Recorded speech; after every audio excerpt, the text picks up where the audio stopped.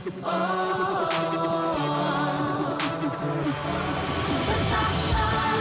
berkuasa Raja segala raja, mulia perkasa, surga bumi menyembah. Kau hebat, kau dahsyat, Raja segala raja, selamanya Engkau Tuhan, ditinggikan tinggi. Betapa berkuasa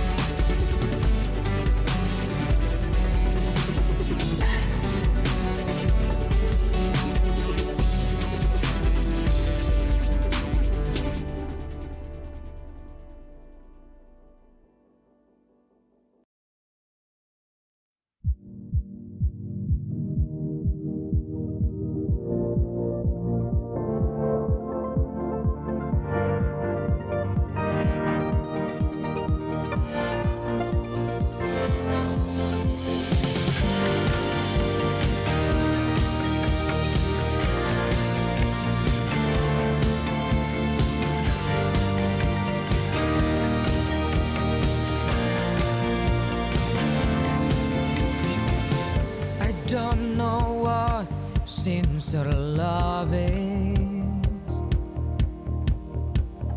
I don't know what faithful love is.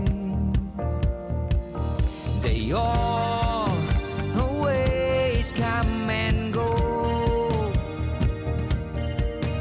but it turns out I found it in you.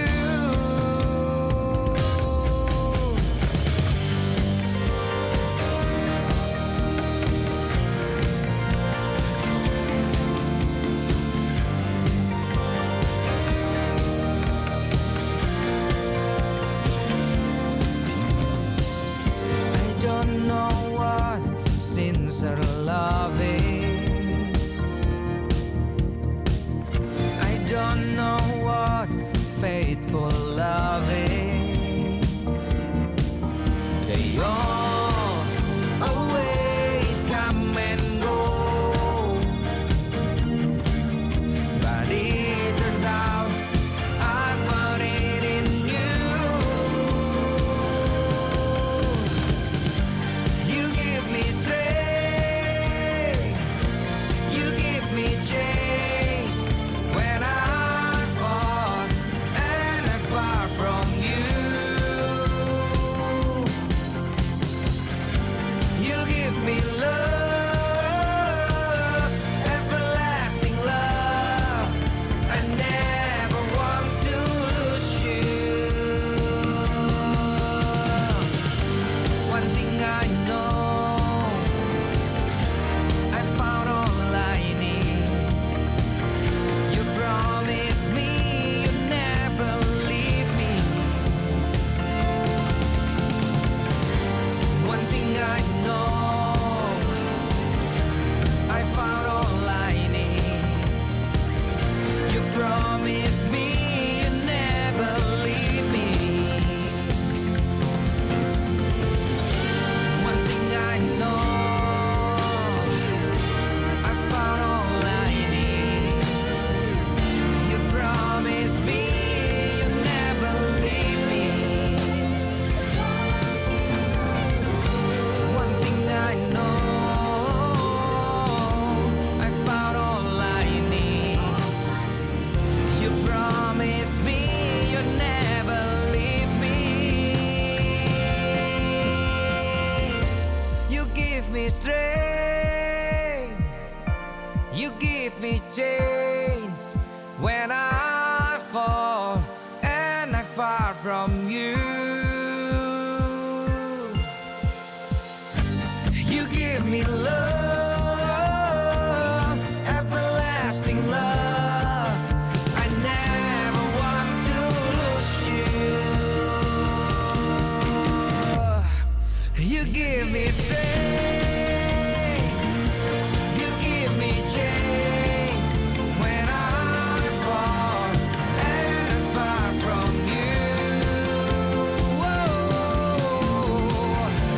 You give me love, everlasting love. I never want to lose you. I never want to lose you. I never want to lose you.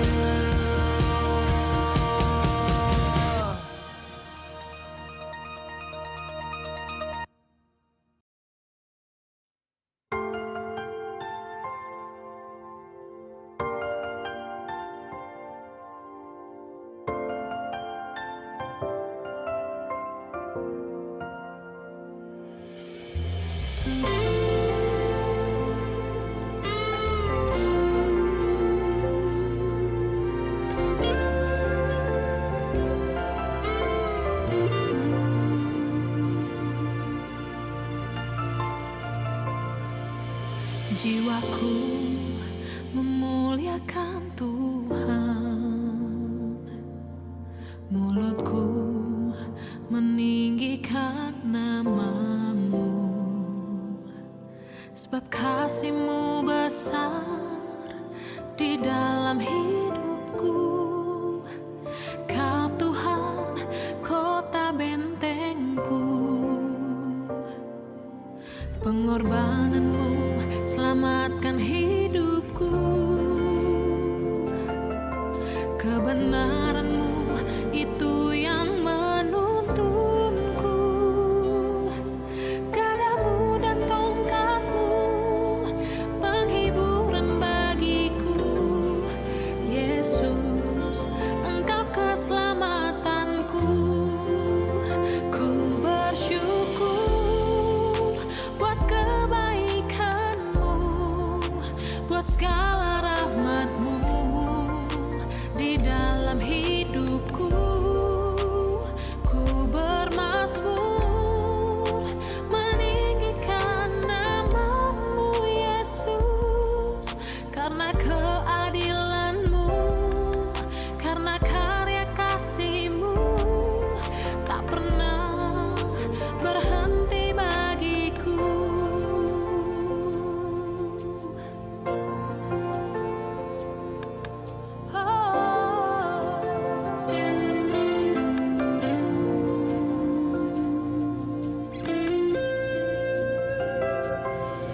Pengorbanan-Mu selamatkan hidupku. Kebenaran-Mu itu yang menuntunku. Gadamu dan tongkat-Mu penghiburan bagiku. Yesus, Engkau keselamatanku. Ku bersyukur buat kebaikan-Mu, buat segala rahmat-Mu di dalam hidupku. Ku bermazmur meninggikan nama-Mu, Yesus, karena keadilan-Mu, karena karya kasih-Mu tak pernah berhenti bagiku.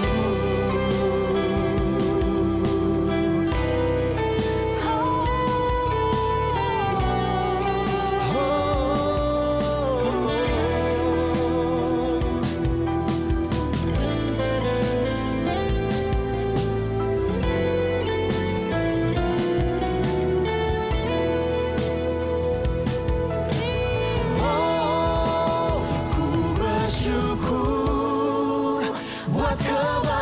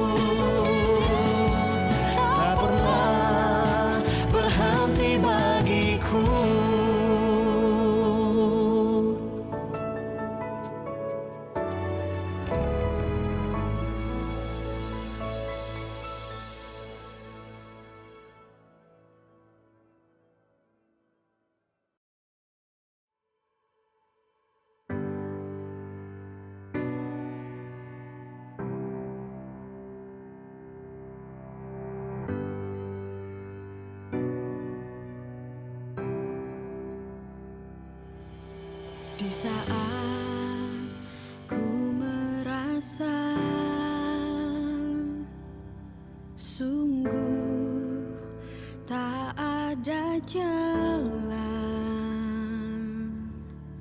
Kau datang kepadaku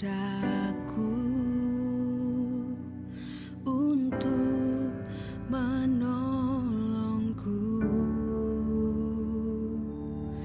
di saat ku merasa hancur, tak tahu harus apa. Kau datang kepadaku untuk obati hatiku. Tak akan aku takut akan hari esok tiba. Tak akan aku bimbang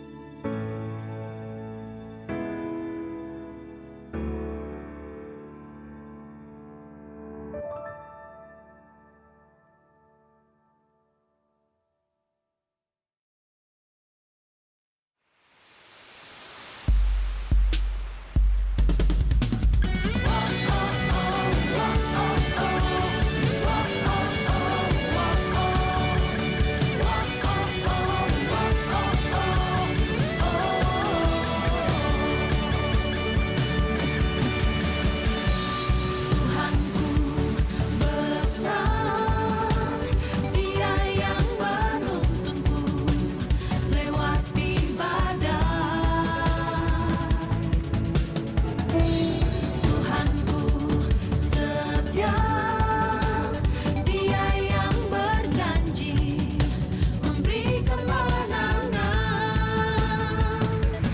Bertahta, berkuasa, Raja segala raja, mulia, perkasa, surga bumi menyembah.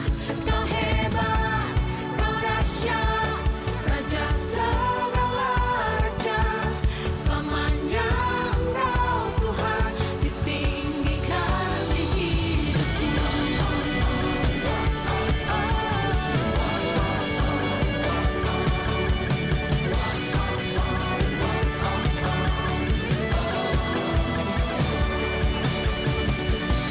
Tuhanku besar, Dia yang menuntunku lewati badai.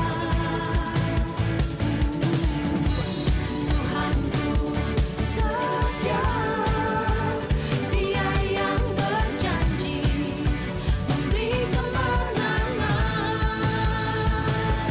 Bertahta, berkuasa, Raja segala raja, mulia, perkasa, surga bumi menyembah. Kau hebat, kau dahsyat, Raja segala raja, selamanya Engkau Tuhan ditinggikan di hidupku.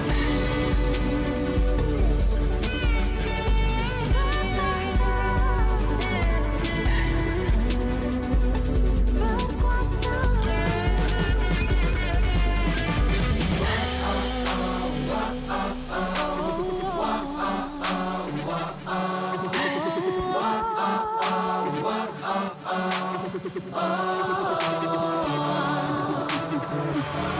Bertahta, berkuasa, Raja segala raja, mulia, perkasa, surga bumi menyembah. Kau hebat, kau dahsyat, Raja segala raja, selamanya Engkau Tuhan ditinggikan di hidupku. Berkuasa, berkuasa, raja, mulia, perkasa, surga bumi menyembah. Kau hebat, kau dahsyat, Raja segala raja, selamanya Engkau Tuhan ditinggikan di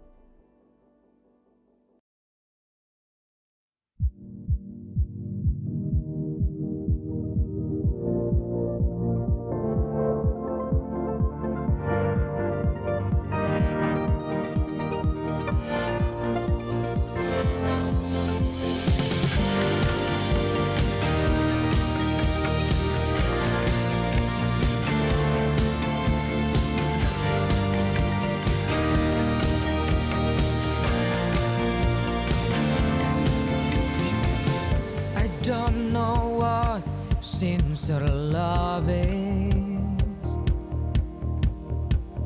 I don't know what faithful love is. They all always come and go, but it turns out I found it in you.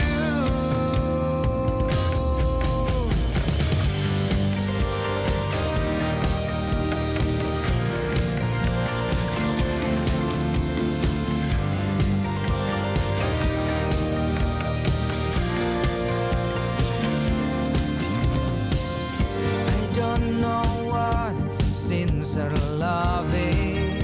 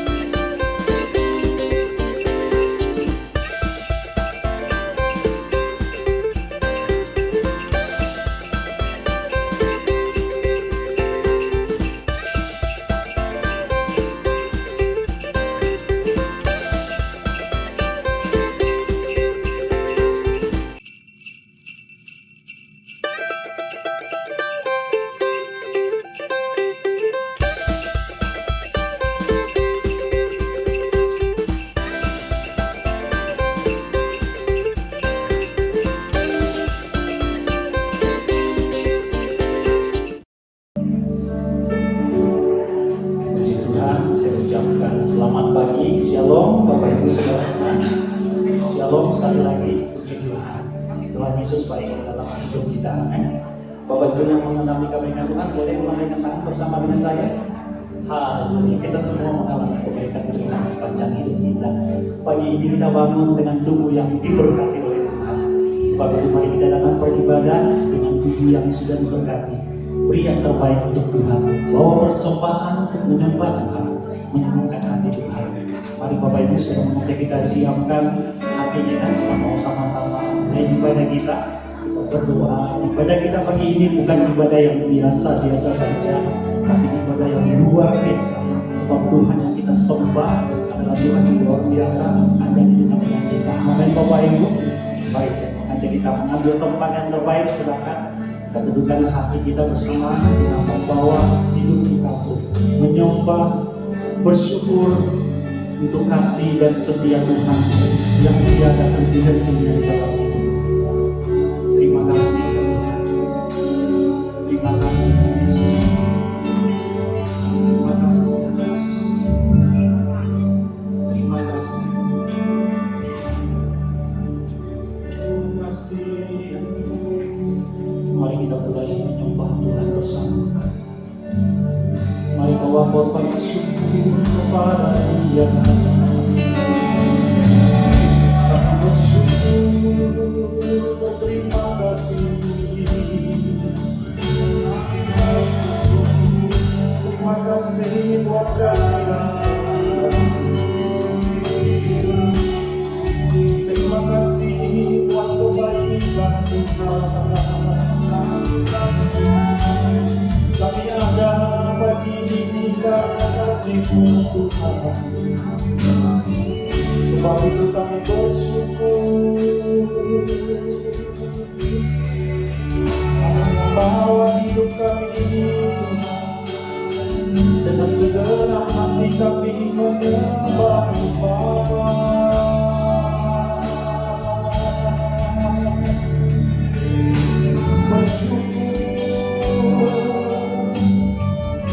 Bersyukur karena Engkau baik. Kami berterima kasih ya Tuhan. Kami mengucap syukur buat segala kebaikan-Mu. Sebab kasih dan setia-Mu tiada henti-hentinya mencurahkan bagi kami. Anugerah dan rahmat-Mu melimpah setiap hari ya Tuhan. Kebaikan-Mu tiada henti-hentinya. Kebaikan-Mu setiap waktu. Terima kasih Tuhan. Kami bersyukur. Kami bersyukur, berterima kasih. Sebab tiada henti-hentinya kebaikan-Mu dalam hidup kami. Tiada habis-habisnya kasih dan setia-Mu ya Tuhan. Terima kasih ya Yesus. Terima kasih ya Bapa. Terima kasih ya Bapa.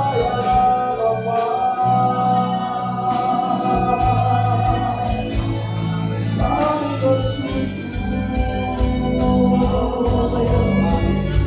Kami menyembah Tuhan.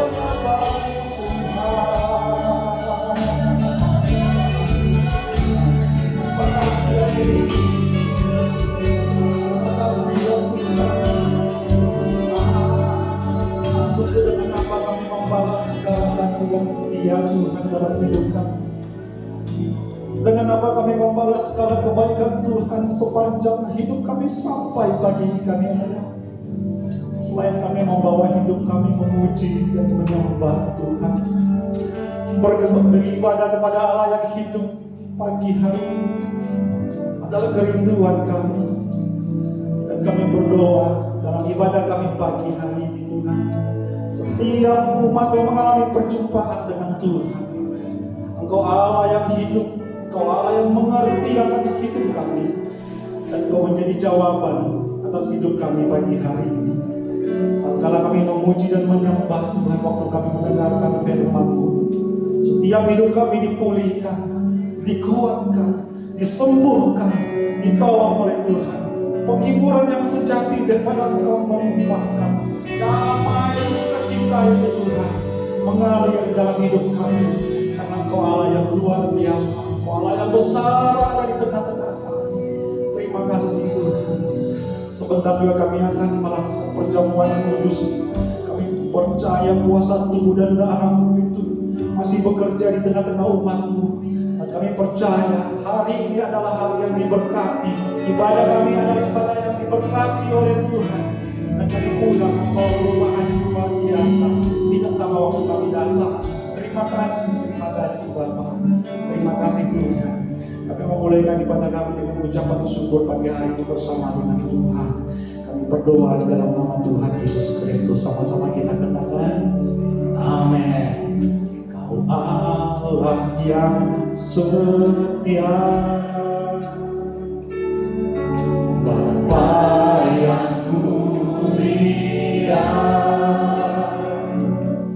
kasih-Mu besar Tuhan.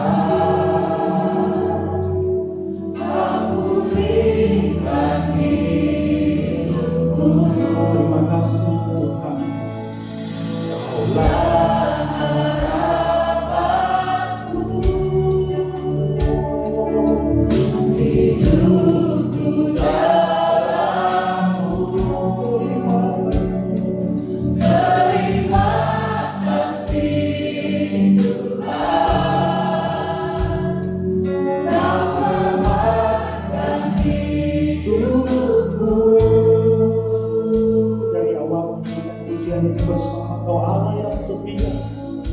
Kau Allah yang setia, Bapa yang mulia, kasih-Mu besar Tuhan. Kau pulihkan hidupku.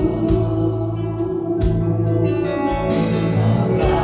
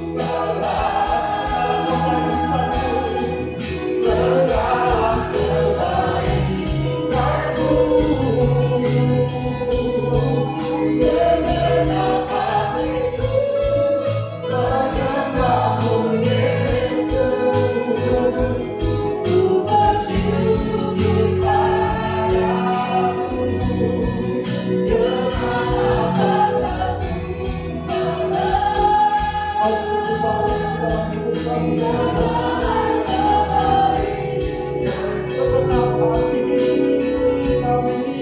Segenap hatiku menyembahmu Yesus.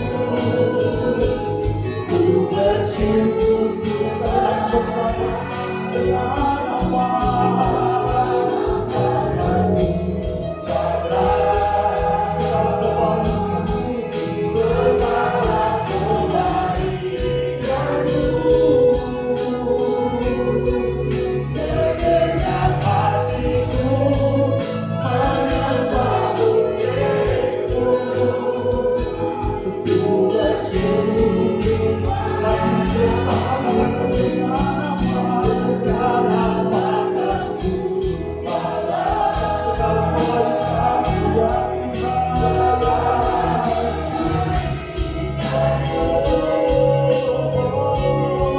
segenap hatiku menyembahmu Yesus.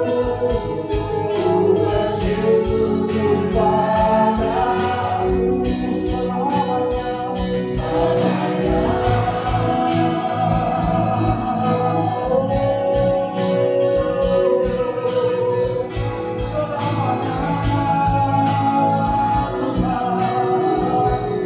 Kami mau bersyukur, kami selalu bersyukur.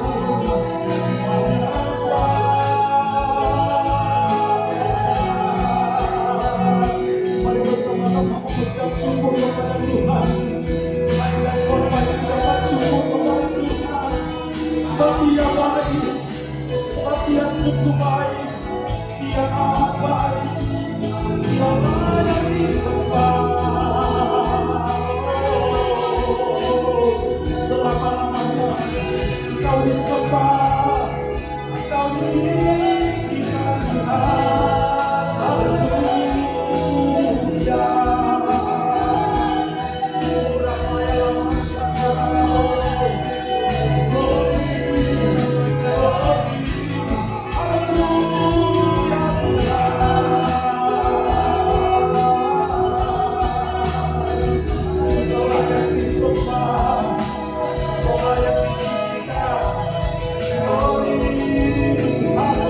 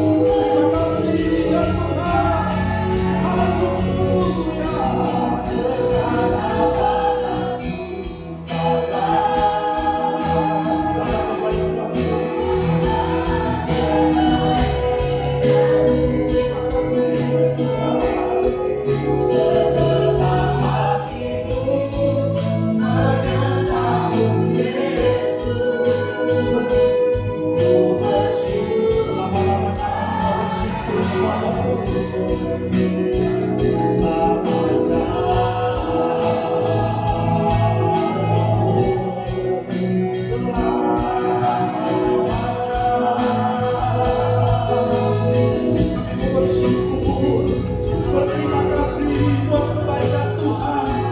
Selama-lamanya kami selalu memuji.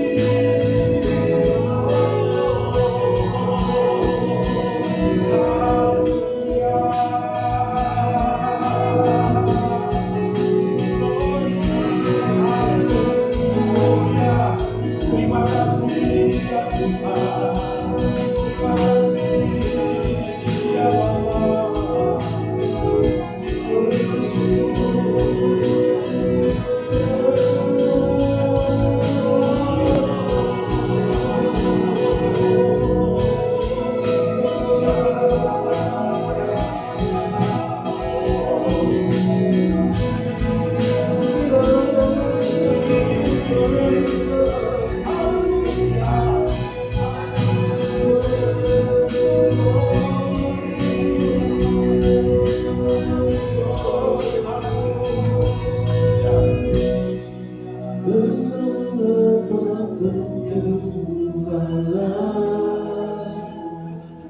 Kami segala kebaikanmu,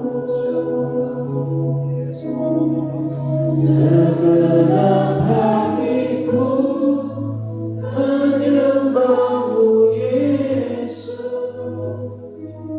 Ku bersyukur padamu,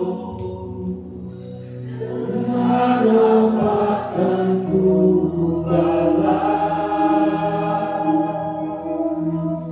segala kebaikanmu, segenap hatiku menyembahmu Yesus.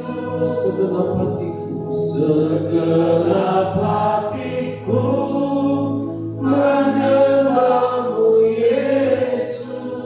Segenap hatiku menyembahmu Yesus. Segenap hatiku menyembahmu Yesus.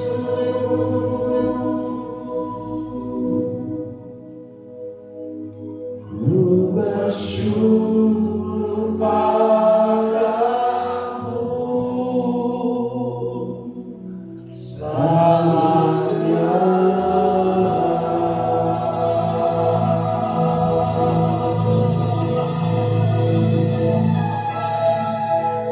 Biarlah Engkau tersenyum Tuhan, melihat hati kami, mulut kami yang memuji dan menyembah. Dan biarlah Engkau disenangkan melihat hidup kami Tuhan. Bapa, terima kasih untuk hari ini Tuhan. Kami bersyukur untuk waktu yang Tuhan berikan. Terima kasih untuk kesehatan. Terima kasih untuk pemeliharaan Tuhan. Terima kasih untuk semua yang baik yang kami boleh alami. Kami bersyukur kepadamu dan kami berterima kasih Tuhan. Engkau memberkati pemberitaan firman. Tolong kami Tuhan, biarlah kami boleh mengerti, memahami akan setiap perkataan dari firman. Engkau yang sanggup mengungkapkan Tuhan apa yang selama ini masih menjadi rahasia buat kami. Apa yang belum kami mengerti dan kami belum pahami, Tuhan singkapkan pagi hari ini, sehingga sesuatu yang dibukakan buat kami dan kami boleh belajar sesuatu dan kami melakukan apa yang menjadi kehendak. Bapa, terima kasih, terpujilah nama-Mu Tuhan. Dalam nama Yesus kami berdoa dan mengucap syukur. Haleluya. Amin. Puji Tuhan. Selamat pagi Bapak Ibu yang dikasihi Tuhan. Shalom. Ya, Bapak Ibu yang ada di rumah juga, shalom. Kita bersyukur kalau hari ini kita boleh ada bersama-sama. Kita tahu karena kasih setia Tuhan, pemeliharaan Tuhan dalam kehidupan kita. Nah, Bapak Ibu yang dikasihi Tuhan, Hari ini kita akan belajar sesuai dengan tema itu tentang mengatasi ketakutan. Salah satu senjata yang diberikan oleh iblis hari-hari ini, kalau kita boleh bilang dari tahun yang lalu, yaitu ketakutan. Salah satu panah berapi yang bertubi-tubi dia berikan kepada banyak orang, itu ketakutan. Nah, saudara, kita tidak bisa berkata, "Nggak usah takut." Kenapa? Karena ketakutan itu kan sesuatu yang alamiah. Kecemasan itu sesuatu yang alamiah. Kekhawatiran itu sesuatu yang alamiah yang ada dalam diri kita. Dan kalau kita bilang dia tidak boleh ada, nah terus bagaimana caranya? Ya sederhana, berarti kita harus meninggal dulu, baru kita tidak takut, tidak khawatir lagi. Tapi selagi kita hidup, kekhawatiran itu akan ada, kecemasan itu akan ada, ketakutan itu akan ada. Nah cuma bagaimana kita mengatasinya, itu yang penting. Bukan menghilangkan, tapi kita atasi. Bagaimana kita mengelola ketakutan itu jadi sesuatu yang justru tidak menghancurkan kita. Tapi ketakutan itu kita kelola dengan baik, supaya ketakutan itu justru menjadi sesuatu yang hebat dalam diri kita. Ya, nah hari ini bagaimana kita mengatasi ketakutan itu? Ya, nah kita akan lihat dari kitab Ayub pasal yang ketiga ayat yang ke-25. Ayub pasal yang ketiga ayat yang ke-25.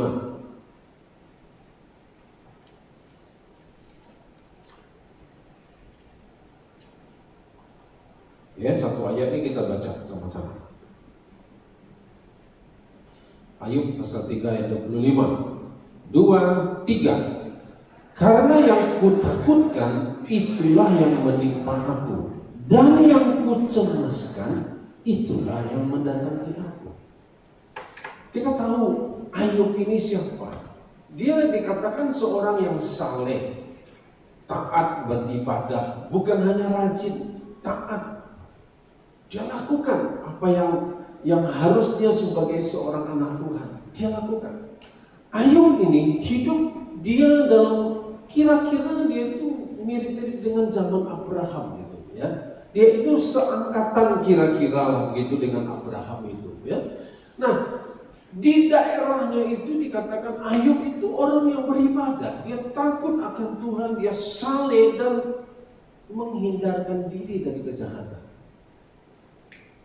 Itu Ayub. Dia seorang yang kaya raya. Kalau sekarang ini miliarder. Kenapa?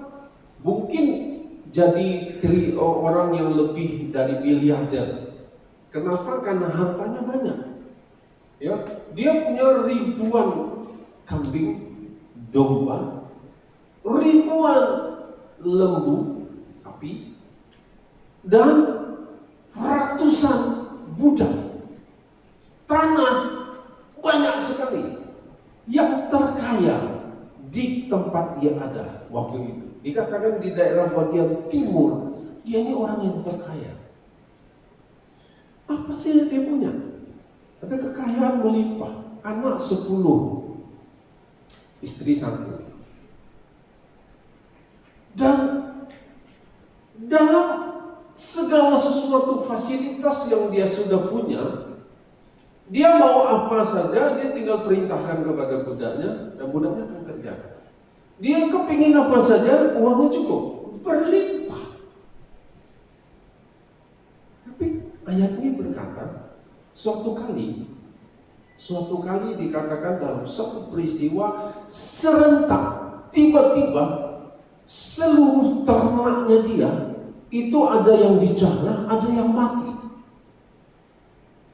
Habis, tidak ada yang tersisa satupun.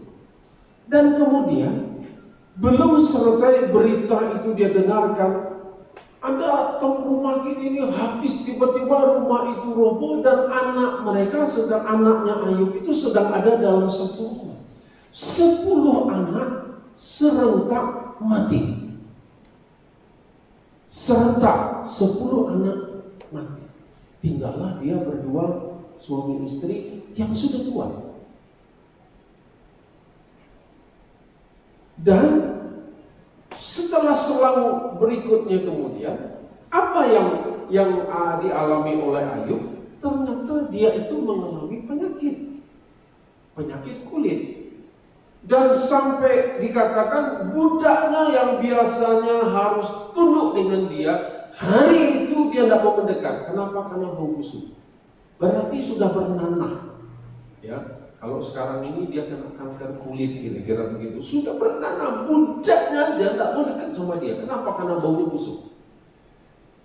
Nah, inilah yang kemudian dalam perenungannya, itulah yang kemudian Ayub katakan. Apa yang kutakutkan, ya, apa yang kutakutkan, itu yang menimpa aku. Dan apa yang aku cemaskan, itu yang mendatangi aku.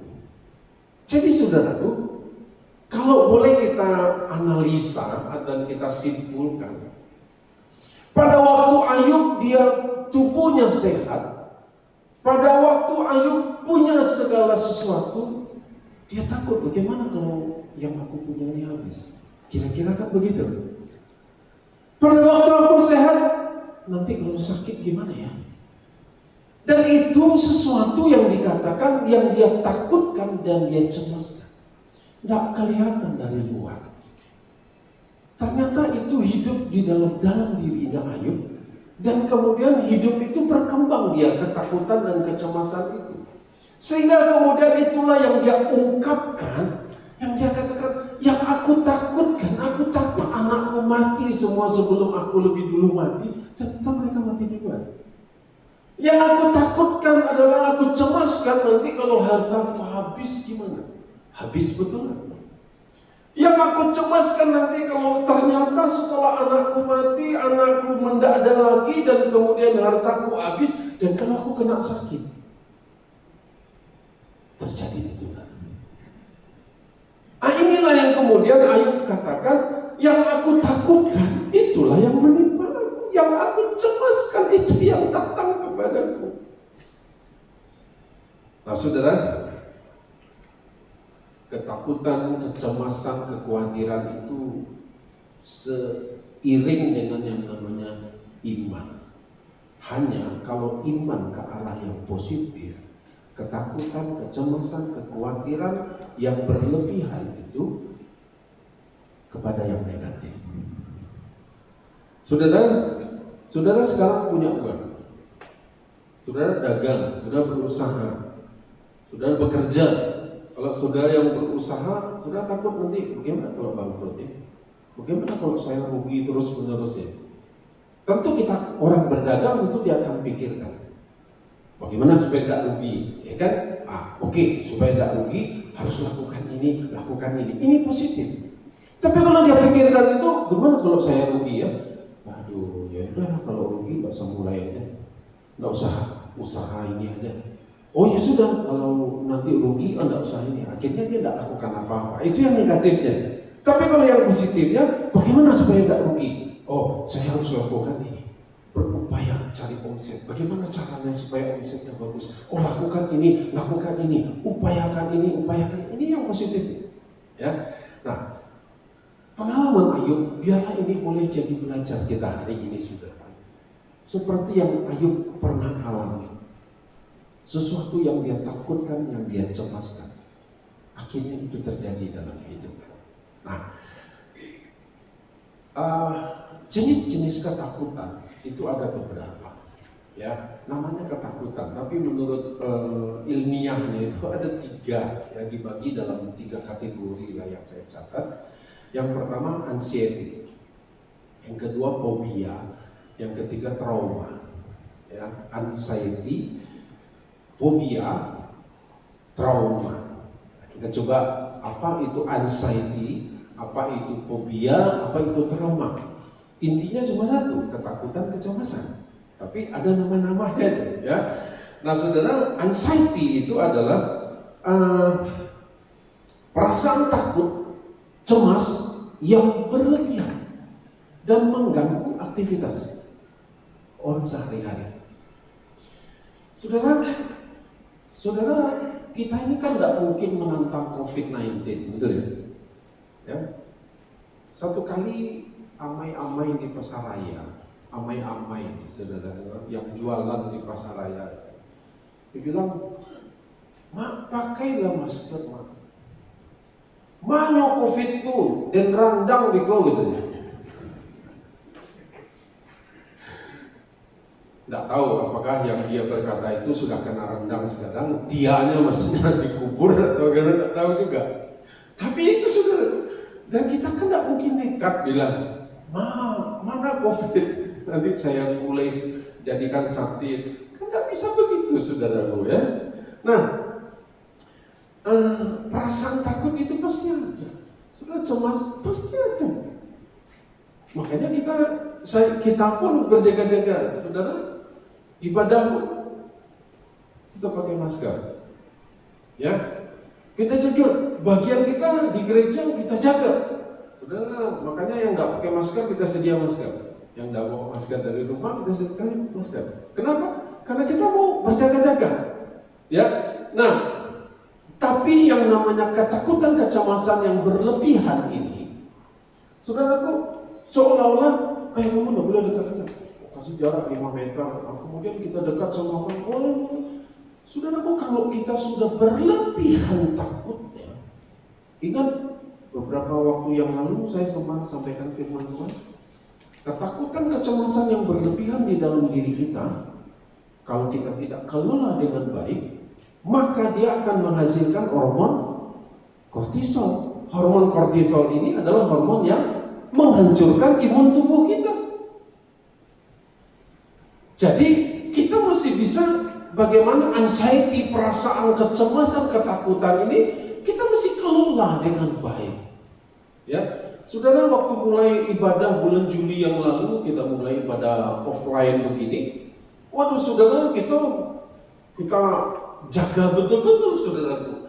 Sampai hal-hal yang kecil-kecil pun kita perhitungkan. Ya, kenapa?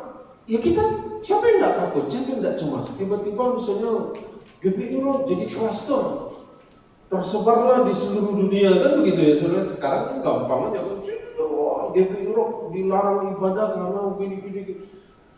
Ada banyak ketakutan, kecemasan, tapi kami belajar untuk mengatasinya. Oke, bagaimana caranya mengatasinya? Oke, kita lakukan ini.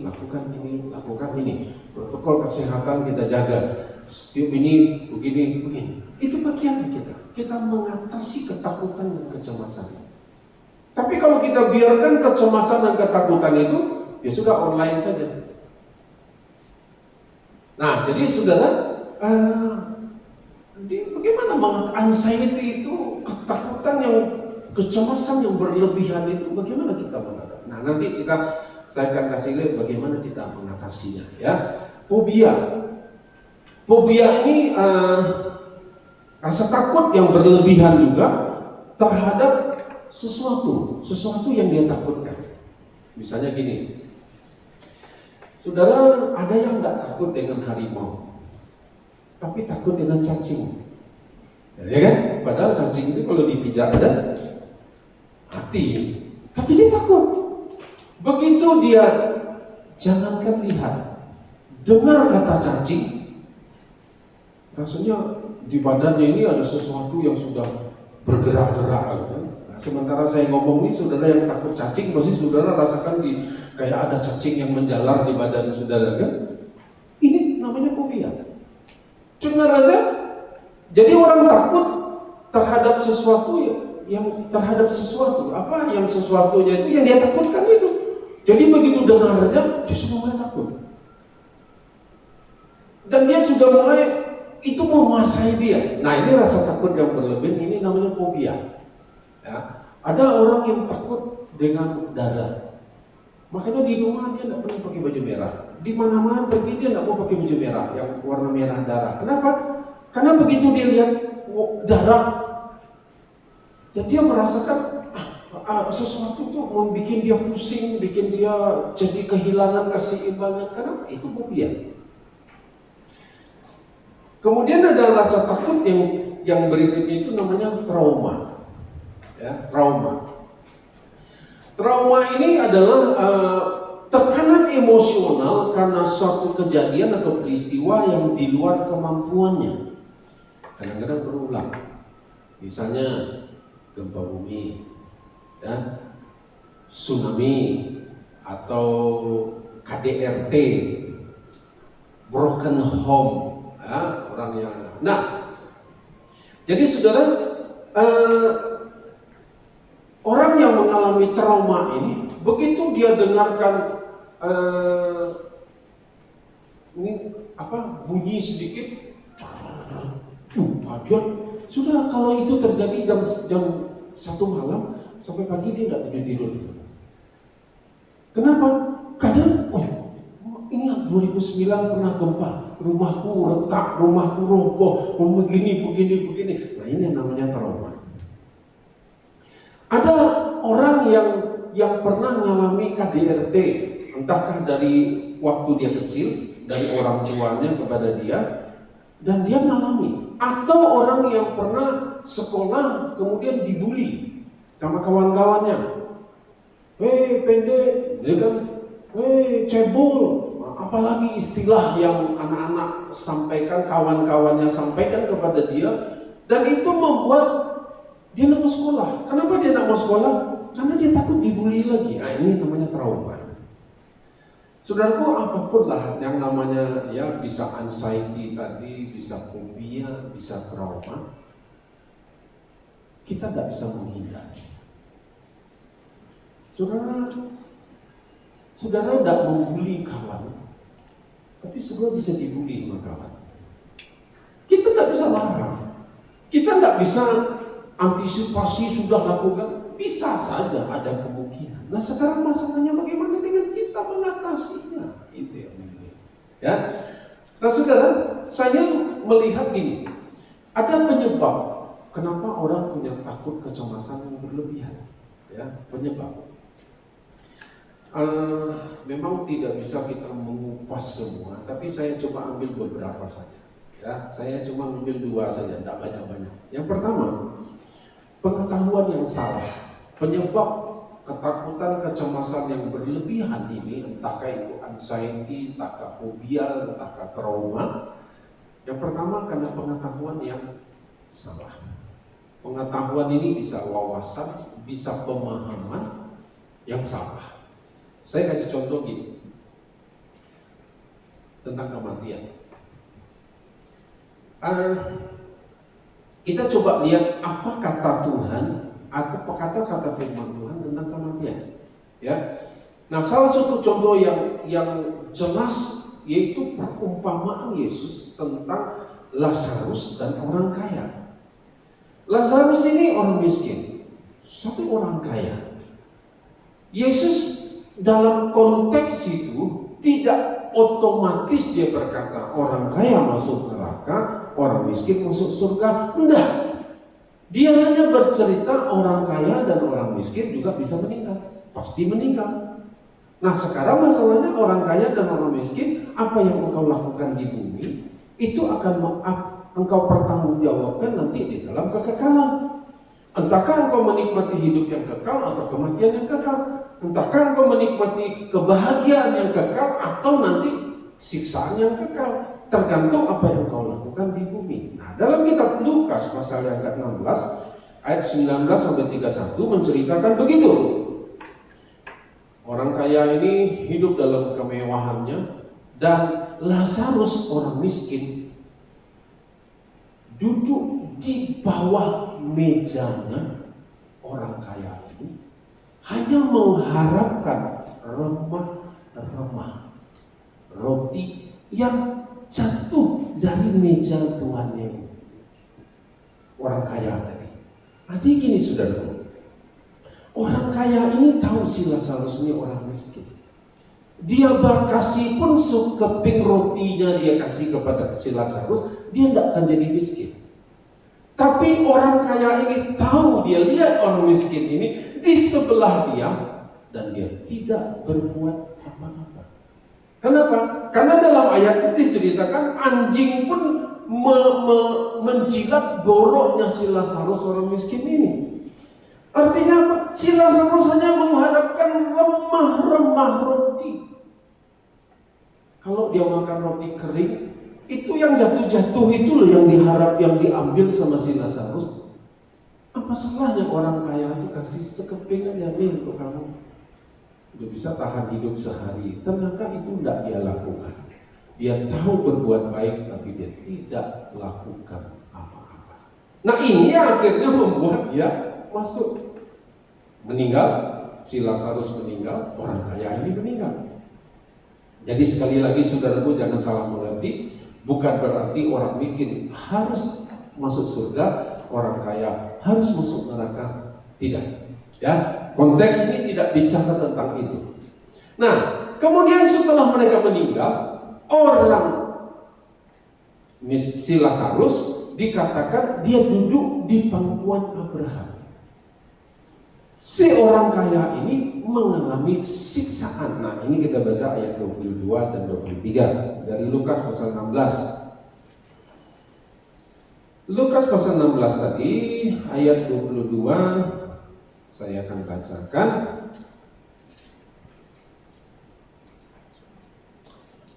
Kemudian matilah orang miskin itu, lalu dibawa oleh malaikat-malaikat ke pangkuan Abraham. Ayat 23, orang kaya itu juga mati lalu dikubur, dan sementara ia menderita sengsara di alam maut, ia memandang ke atas dan dari jauh dilihatnya Abraham dan Lazarus duduk di pangkuannya.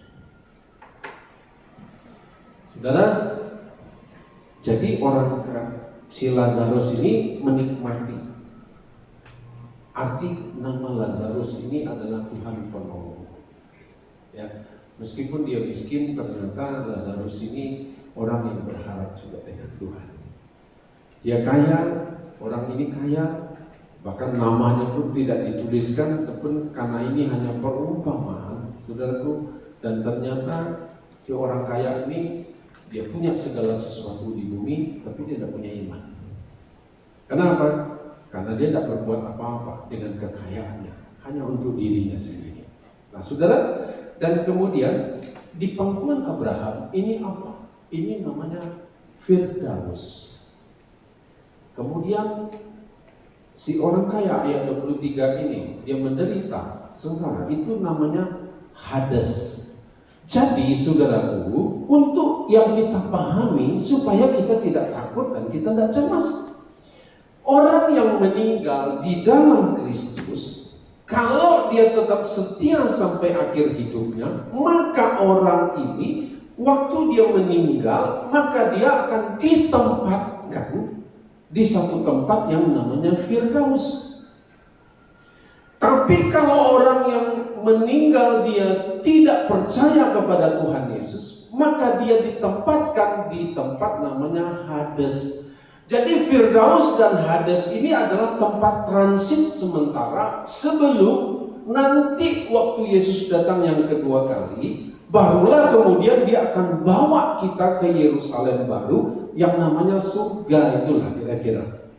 Nanti, tapi sementara ini sebelum Yesus datang yang kedua kalinya, orang yang meninggal di dalam Kristus, atau kalau sebelum Yesus datang yang percaya kepada Allahnya Abraham, Ishak dan Yakub, maka orang itu dibawa ke tempat yang namanya Firdaus. Ingat waktu Yesus dengan dua penjahat yang di sebelah kiri dan kanannya di kayu salib, yang satu berkata, ya Tuhan, ingatlah aku nanti waktu engkau datang. Kemudian Yesus berkata, hari ini juga engkau sudah bersama-sama dengan aku di Firdaus.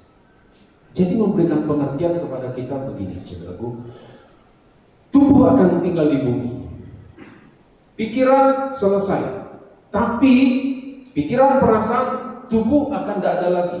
Tapi kita punya roh. Waktu seseorang meninggal, maka rohnya akan dibawa. Kemana dia pergi tergantung dia percaya tidak sama Tuhan Yesus. Kalau dia percaya kepada Tuhan Yesus, maka dia dibawa kepada Firdaus. Tapi kalau dia tidak percaya, maka dia dibawa kepada Hades, tempat penyiksaan sementara. Terus bagaimana? Kan seringkali ada yang berkata, saya dapat mimpi, bapak saya datang yang sudah meninggal. Kamu anak tidak berbakti, tidak kirim saya makanan, saya kelaparan di sana, saya tidak punya baju, uang tidak ada untuk belanja.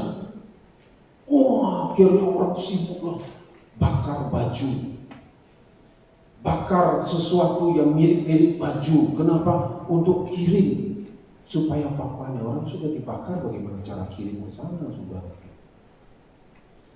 Orang yang sudah meninggal, Tuhan memberikan satu batasan yang jelas, dia Firdaus atau Hades. Dan di dalam kekekalan itu, orang dari Firdaus tidak bisa pergi ke Hades, orang dari Hades tidak bisa pergi ke Firdaus, kata firman Tuhan tadi. Karena orang kaya itu kan bilang, Bapak Abraham, aku ini sangat menderita di sini. Tolong Lazarus datang ke sini, kasih aku setetes air saja. Aku sangat menderita di Hades ini. Abraham bilang, enggak, antara kamu dan kita ada satu jarak yang kamu tidak bisa ke sini, kami juga tidak bisa ke sana. Tuhan memberikan batasan yang jelas. Jadi Bapak Ibu, supaya kita punya pemahaman, orang yang sudah meninggal tidak akan bisa balik ke bumi dalam bentuk apapun, nggak bisa. Kok ada yang mirip dia yang bisa lihat? Ingat, iblis bisa juga menyerupai malaikat terang, sepertinya malaikat, tapi ternyata iblis. Supaya kita ngerti, saudaraku, kita punya pengetahuan, kita punya pemahaman, sehingga kita tidak takut lagi. Oh, yang penting bagaimana kita jaga hidup kita setia sampai akhir. Karena kalau kita sudah dipanggil nanti oleh Tuhan, tempatnya itu sudah jelas. Firdaus atau Hades, surga atau neraka, tidak ada perubahan lagi. Makanya kita perlu jaga hidup kita, jaga iman kita, jaga kesucian hidup, jaga dengan baik, setia sampai akhir. Karena tempat ini jelas. Jadi orang di sana tidak perlu pakaian, saudara. Kenapa? Karena kita lihat cerita suatu kali dalam kitab 2 Raja-Raja, Elia dibawa naik ke surga. Ya, dalam cerita itu dikatakan waktu Elia terangkat naik ke surga, ada kereta berapi yang membawa dia.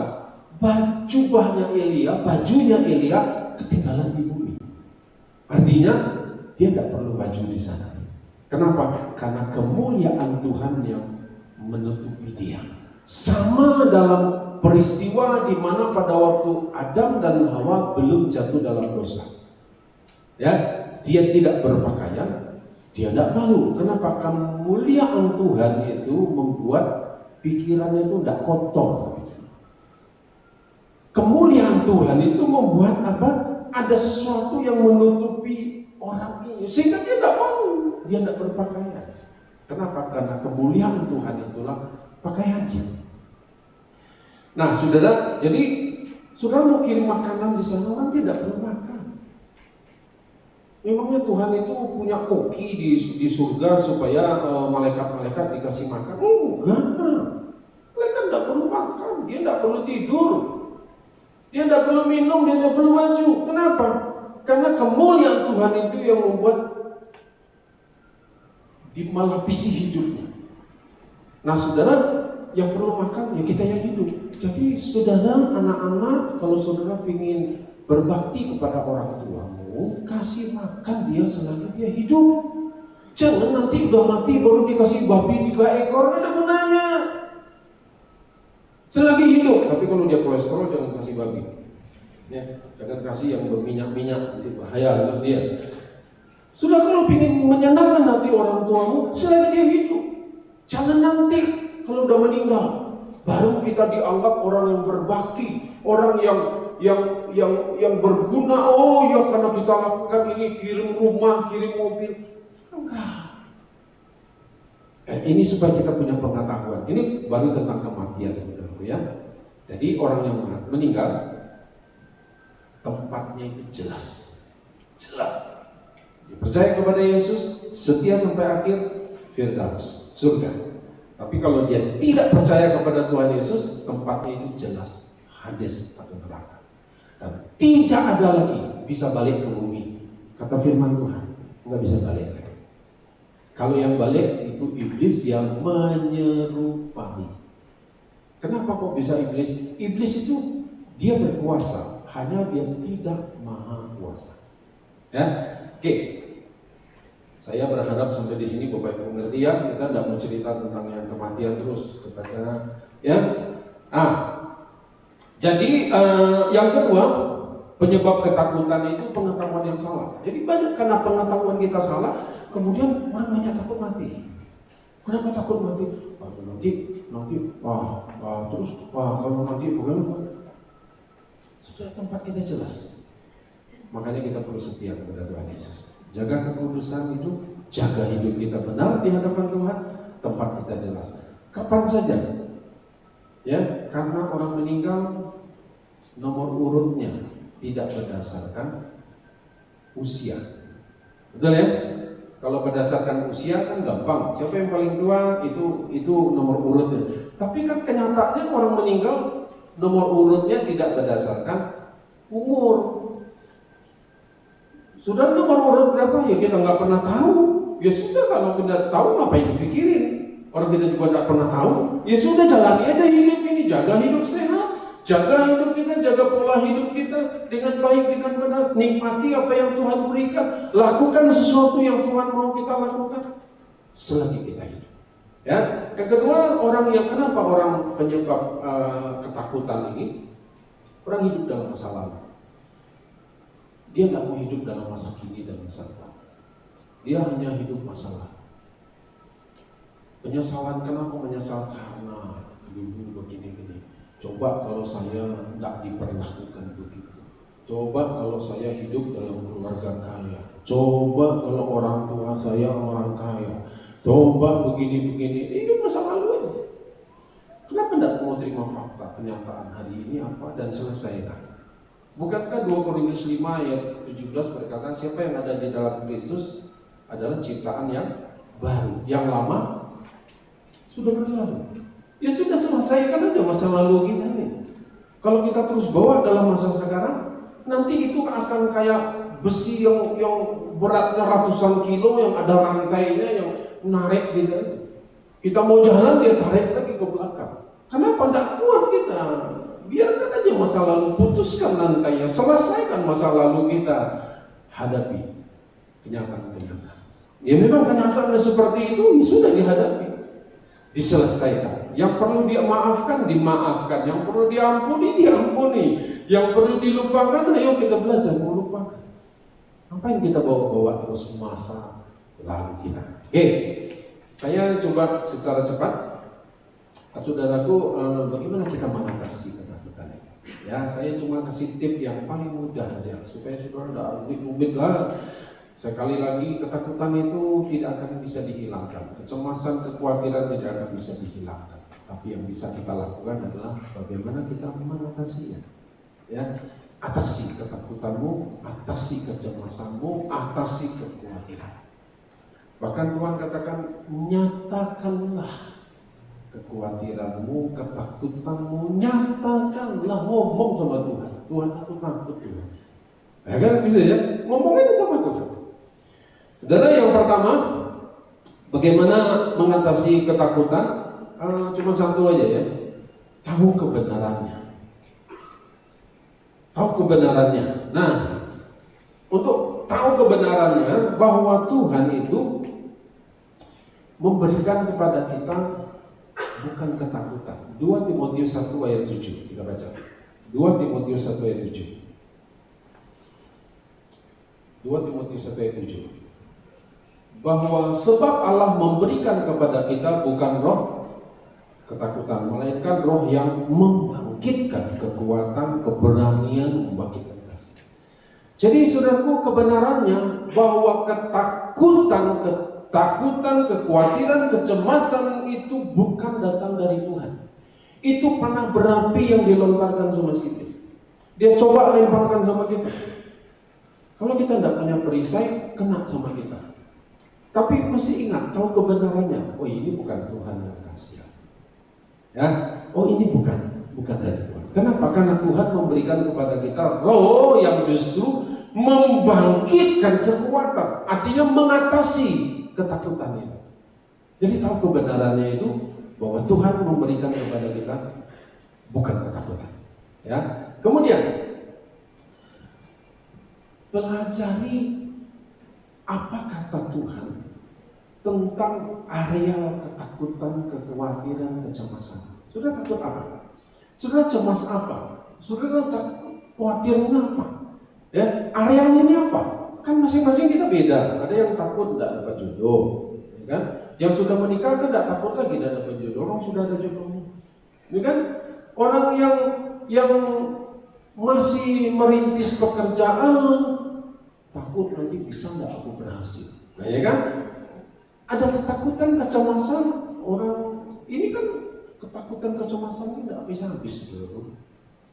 Anak kecil punya ketakutan sendiri kan, ada lagi ketakutannya. Begitu dia sudah tamat sekolah, takut enggak? Takut nanti tak tamat SD.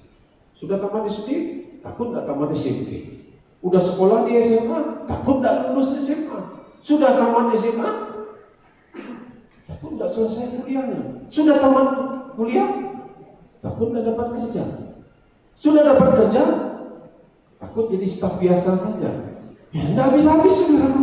Nanti sudah dia punya jadi bagus, usahanya, kerjanya bagus, kawin, nanti takut kawin punya anak enggak? Punya anak, takut bisa besarkan anak. Habis-habis saudara, ya. Nah, kan habis-habis, ya. Muter aja terus begitu. Sampai dia tua, dia meninggal, udah habis-habis, ya. Nah, pelajari masing-masing sudah punya apa yang sudah takutkan, apa yang sudah cemaskan, dan apa yang sudah khawatirkan. Pelajari. Areanya apa nih? Oh, ternyata aku takutnya itu di sini. Nah, kemudian sudah tahu takutnya di situ, apa kata Tuhan tentang ketakutan kita ini? Saya tidak tahu Pak apa yang saya takutkan. Nah, ini yang saya pun tidak tahu. Orang saudara aja tidak tahu, apalagi saya, gitu kan? Tapi saudara pelajari dulu apa yang saudara takutkan, apa yang saudara khawatirkan, dan apa yang saudara cemaskan berlebihan tadi. Oke? Setelah tahu, kemudian apa kata Tuhan tentang ketakutan tadi? Contoh gini, saudara takut mati. Ada orang yang takut mati, ya. Apa kata Tuhan tentang kematian? Ya, misalnya Yohanes 3:16, Tuhan katakan bahwa Dia memberikan hidup yang kekal. Oh, berarti kalau kita sudah meninggal, nanti kita dapatkan hidup yang kekal.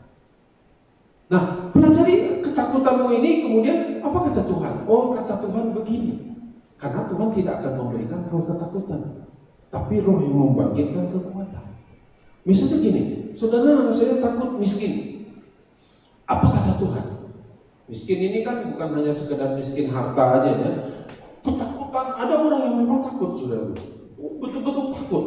Sehingga saking takut miskinnya, bajunya baju reklame aja semua.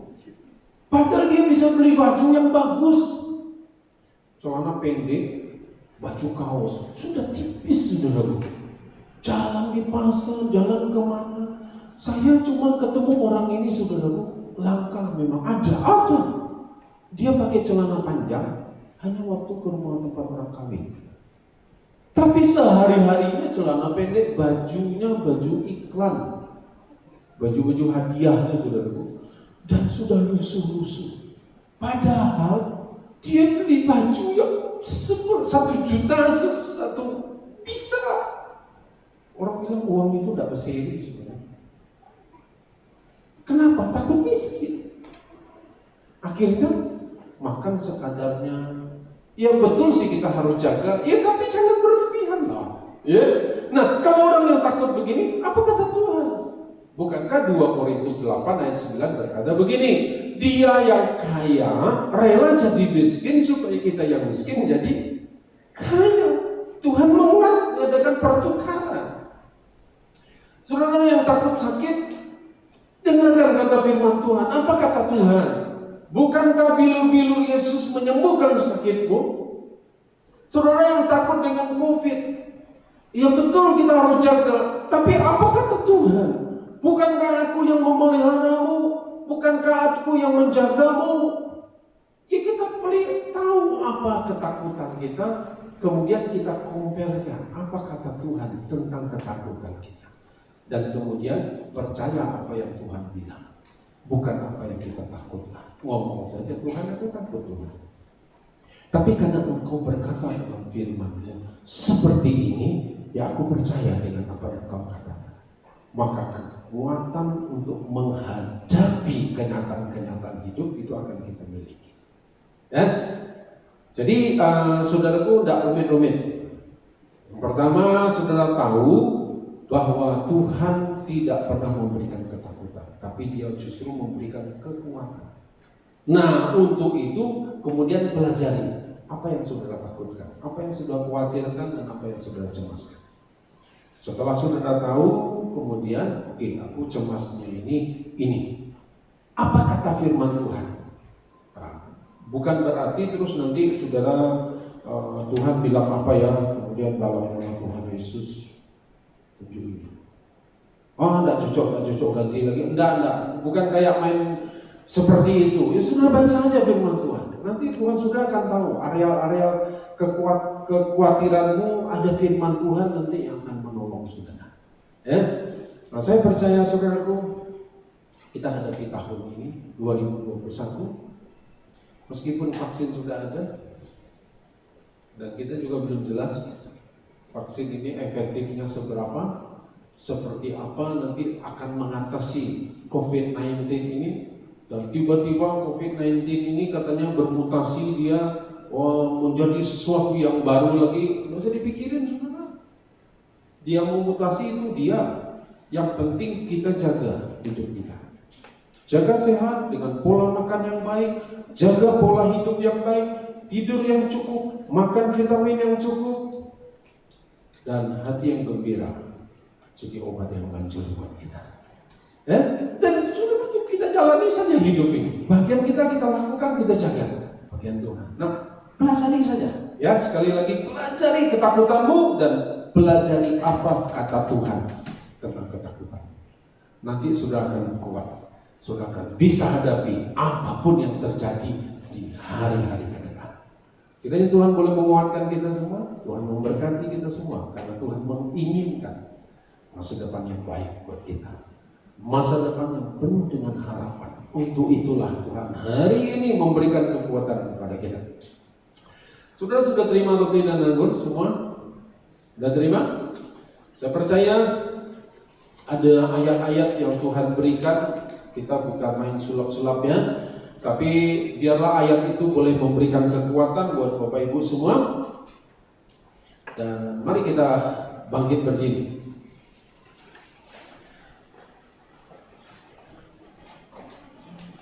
Persekutuan kita dengan tubuh dan darah Kristus, kita percaya akan memperbaharui kehidupan kita. Bapak Ibu yang di rumah bisa siapkan roti dan anggurnya. Kalau tidak ada hosti, mungkin Bapak Ibu bisa siapkan biskuit, air pengganti anggur.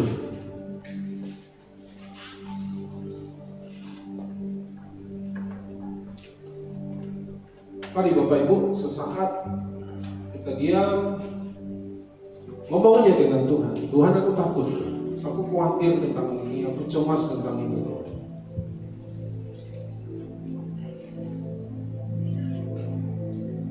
Dan karena firman-Mu berkata, Tuhan,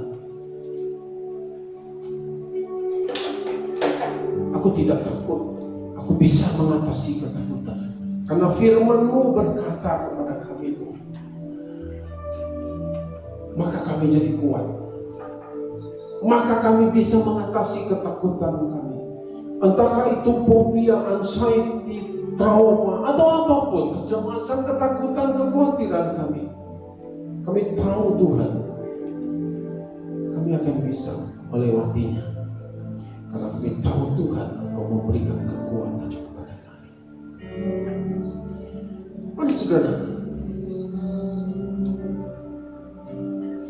Tuhan Kau kuduskan roti dan anggur ini Tuhan, ada di tangan kami, kuduskan dan layakkan ini bagi kami.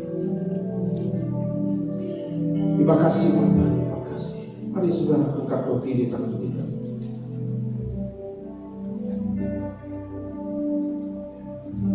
Dengarkan firman Tuhan. Sebab apa yang telah kuteruskan kepadamu telah kuterima dari Tuhan, yaitu bahwa Tuhan Yesus pada malam waktu Ia diserahkan mengambil roti dan sesudah itu Ia mengucap syukur atas itu. Ia membaca-bacakannya dan berkata, inilah tubuhku yang diserahkan bagi kamu. Perbuatlah ini menjadi peringatan akan aku. Saudaraku, bukankah roti di tangan kita melambangkan tubuh Kristus yang sudah terpecah bagi kita semua? Amin. Makanlah dalam nama Tuhan Yesus.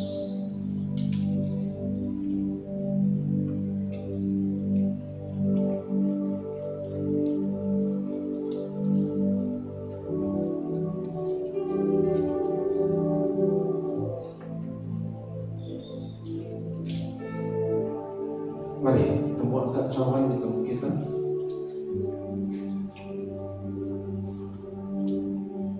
Dengarkan firman Tuhan. Demikian juga Ia mengambil cawan sesudah makan lalu berkata, cawan ini adalah perjanjian baru yang dimeteraikan oleh darahku. Perbuatlah ini setiap kali kamu meminumnya menjadi peringatan akan aku. Saudaraku, bukankah cawan di tangan kita melambangkan darah Kristus yang sudah tertumpah bagi penebusan dosa kita semua? Amin. Minumlah dalam nama Tuhan Yesus. Mari saudara datang kepada Tuhan. Nyatakanlah kepada Tuhan. Dan kau dengarkan apa kata Tuhan tentang apa yang kau takutkan, apa yang kau khawatirkan, apa yang kau cemaskan. Jangan biarkan ketakutan, kekhawatiran, dan kecemasan itu berlebihan menguasai hidupmu. Jangan biarkan dia menguasai, tapi biarkan, izinkan Tuhan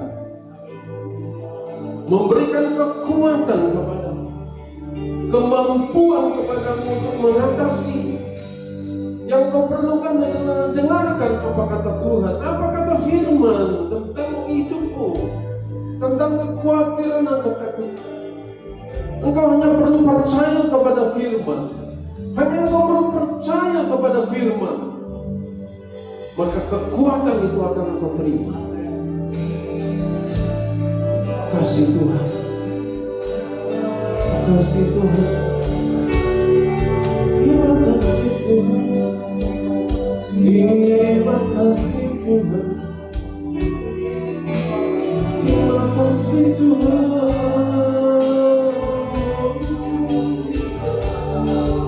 Haleluya, terima kasih. Izinkan Tuhan dengan kekuatan-Nya, Tuhan yang ada di dalam dirimu, biarkan Dia berkarya, bekerja. Jangan biarkan kekhawatiran, ketakutan, kecemasan yang menguasai engkau lagi. Tapi engkau yang harus mengatasinya. Karena Tuhan bersama-sama. Kalau Tuhan ada padamu, Dia menyertai. Tidak ada yang perlu kau takutkan dan cemaskan pada Tuhan. Karena Aku, Allah yang Maha Kuasa, ada bersama-sama dengan engkau. Bukankah Aku ada di dalammu? Bukankah Aku menyertaimu?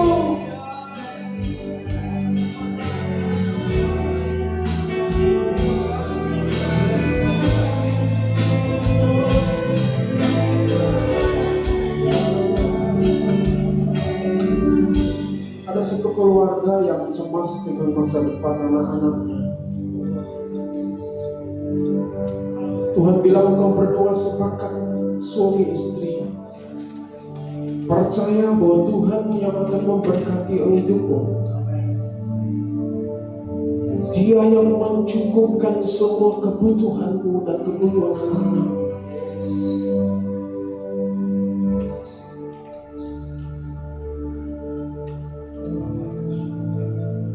Makasih Tuhan.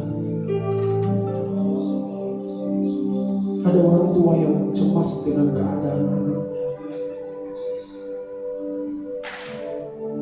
Dan kecemasan itu menggelisahkan dia, membuat engkau tidak bisa tidur dengan nyenyak. Kenapa tidak engkau bawa anakmu dalam doa, mempercayakan itu kepada Tuhan? Dan engkau akan lihat, bukanlah Tuhan yang menjaga dan memelihara dia. Masa depanmu sungguh ada, kata Tuhan. Masa depanmu sungguh ada. Terima kasih Tuhan. Terima kasih Tuhan. Terima kasih Tuhan. Terima kasih. Terima kasih Tuhan. Terima kasih Yesus. Terima kasih Tuhan. Ini kami anakmu, ini kami putra putrimu Tuhan. Bukankah kami adalah biji matamu? Engkau adalah biji matanya Tuhan. Tuhan yang jaga dan pelihara hidupmu.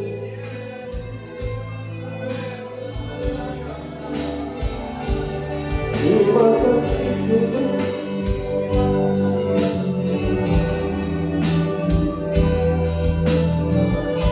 Pernahkah Tuhan memberikan yang tidak baik dalam hidupmu? Enggak pernah, saudara. Bahkan yang terbaik selalu Dia berikan kepada kita. Kalau yang takut akan jodohmu, Tuhan bilang percaya bahwa yang terbaik aku berikan kepadamu. Terima kasih Tuhan. Terima kasih Tuhan. Terima kasih Tuhan. Engkau lihatlah, kata Tuhan, bagaimana usahamu tahun ini. Aku akan berikan kelimpahan. Ada banyak hal yang tidak terduga yang kau akan terima, yang akan membuat kau terheran-heran. Yang perlu kau sadari, semua adalah karena Tuhan. Karena Tuhanlah yang melakukan. Karena Tuhanlah yang membuat. Terima kasih Tuhan. Terima kasih Tuhan. Kami bersyukur Tuhan. Kami bersyukur Tuhan. Kami bersyukur Tuhan. Terima kasih. Terima kasih.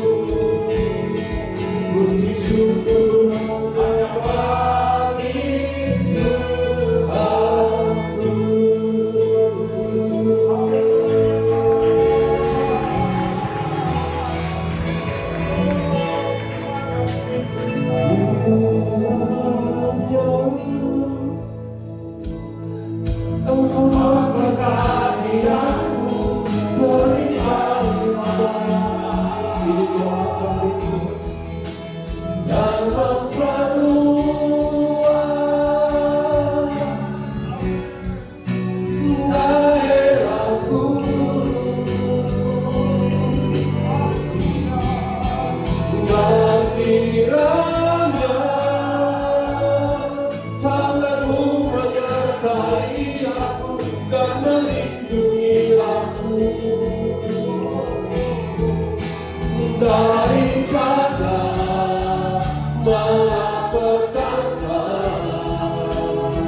sehingga kesakitan tidak menimpa aku. Nyanyikan dengan percaya, katakan kiranya Engkau memberkati aku,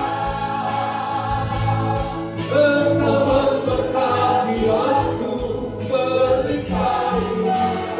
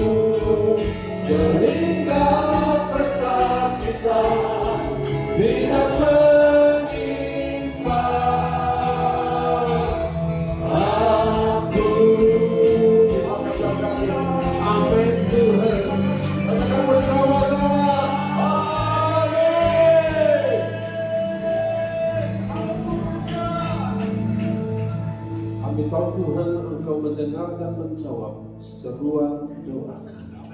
Tuhanlah yang melindungi, menyertai, Tuhan memberkati kami, menjauhkan kami dari segala malapetaka, bahkan Tuhan menghindarkan kami dari segala sakit.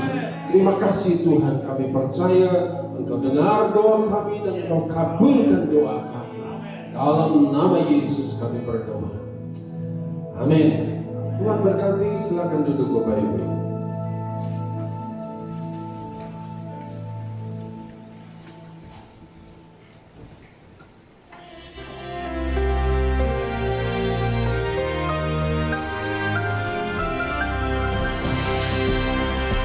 Shalom seluruh warga kerajaan. Kita tahu goal daripada para pemimpin yaitu maturity, full maturity daripada orang-orang yang mereka bina. Dan kita melihat dalam kehidupan seorang yang masih muda, yaitu Samuel. Samuel diserahkan ibunya karena janji pada Tuhan, yaitu untuk menjadi hamba Tuhan, jadi pelayan Tuhan. Dan dia hidup pada zaman yang mirip dengan zaman kita sekarang. Ayah daripada Samuel punya wanita idaman lain.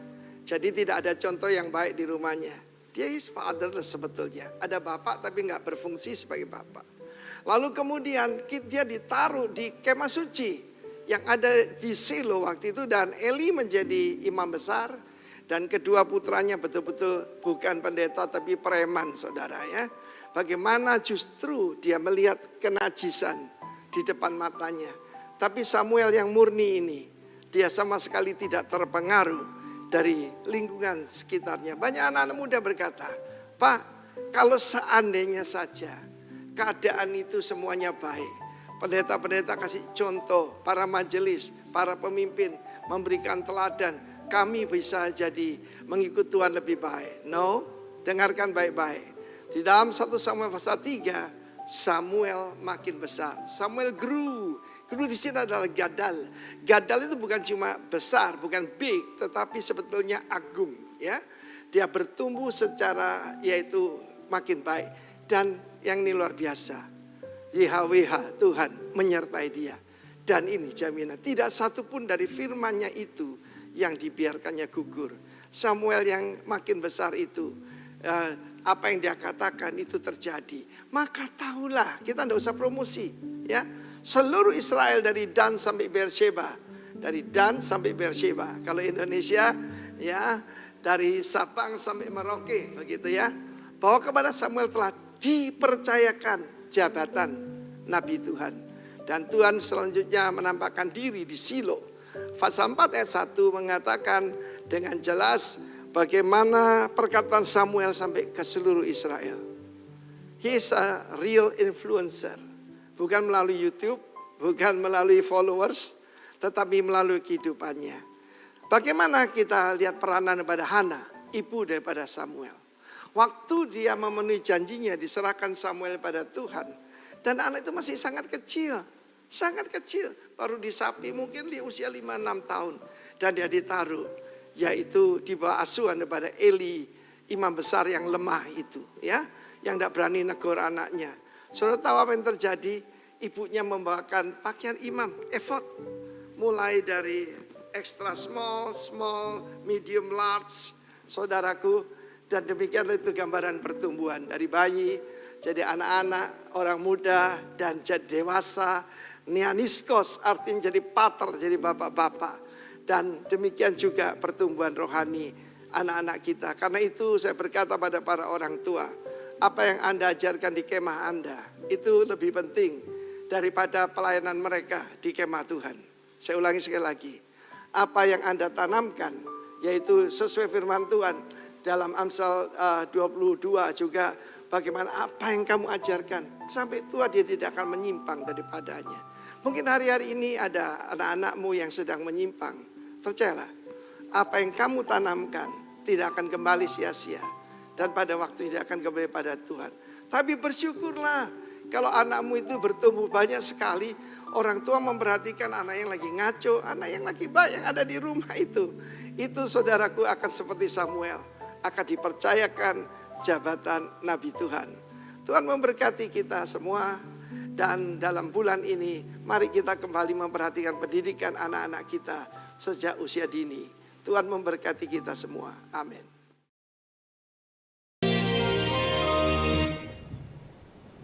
Ya, puji Tuhan Bapak Ibu Saudara, kita akan sama-sama menutup ibadah kita pagi hari ini. Sekali lagi saya jemput kita makin berdiri bersama.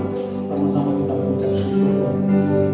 Ku mau selalu bersyukur, selalu bersyukur. Kau Tuhan yang setia, yang selalu menopang. Ku mau selalu bersyukur, selalu bersyukur. Kau Bapa-Ku yang setia. Bersyukur kepadamu Tuhan. Ku mau selalu bersyukur, selalu bersyukur. Kau Tuhan yang setia, yang selalu menopang. Ku mau selalu bersyukur, selalu bersyukur. Kau Bapa-Ku yang sekali lagi bersama. Ku mau selalu bersyukur, selalu bersyukur. Sebab Tuhan yang setia dalam hidup kami, yang selalu menyokong. Ku mau selalu bersyukur, selalu bersyukur. Kau Bapa-Ku yang setia. Kau Bapa-Ku yang setia, sebab Kau Bapa yang setia. Kau Bapa-Ku yang setia.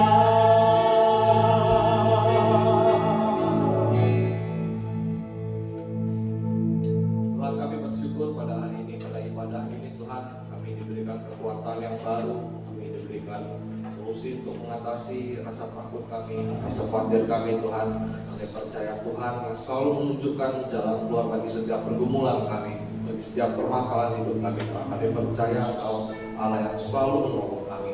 Tuhan, kami berdoa untuk gembala kami di tempat ini Pak Benny dan pada setiap Tuhan. Tuhan berikan kesehatan, berikan hikmat-Mu Tuhan agar setiap pengembalaan Tuhan mampu menumbuhkan umat-Mu menjadi semakin lebih dekat lagi dengan Engkau ya Bapa. Terima kasih Tuhan, kami berdoa untuk setiap jemaat-jemaatmu yang ada di tempat ini, yang maupun juga yang ada di rumah Tuhan. Tuhan sertai kami semua. Tuhan sembuhkan setiap umat-umatmu yang sedang sakit pada saat ini. Tuhan pulihkan, Tuhan sembuhkan, memberikan kesehatan yang baik bagi mereka. Tuhan, kami juga berdoa untuk keluarga kami. Kami berdoa juga untuk anak-anak dan teman-teman sahabat kami. Tuhan kiranya Engkau Allah yang melindungi mereka semua ya Bapa. Tuhan, kami berdoa juga untuk bangsa dan negara kami, Indonesia dan Kota Padang. Tuhan berikan hikmat-Mu bagi pemimpin kami. Tuhan juga pulihkan bagi setiap saudara-saudara kami yang sedang tertimpa musibah saat ini. Tuhan pulihkan, Tuhan berikan kesehatan yang baik. Dan juga kami berdoa untuk setiap tenaga medis yang bertugas saat ini. Tuhan juga sertai mereka Tuhan, agar mereka dapat menyembuhkan setiap saudara-saudara kami yang sedang sakit pada saat ini, Tuhan Yesus. Tuhan, kami juga berdoa untuk setiap persembahan yang akan kami berikan sebelum kami pulang. Tuhan, kiranya Tuhan memberkati setiap persembahan, apapun wujud persembahan kami Tuhan, baik perbulan kami dan ucapan syukur kami Tuhan. Pakailah Tuhan untuk kemuliaan di tempat ini. Tuhan, sebelum kami mengakhiri ibadah ini, izinkan kami menerima berkat melalui perantaraan Hamba.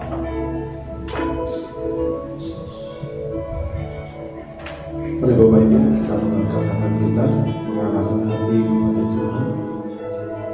Biarlah Tuhan yang boleh memberkati kita pada siang hari ini.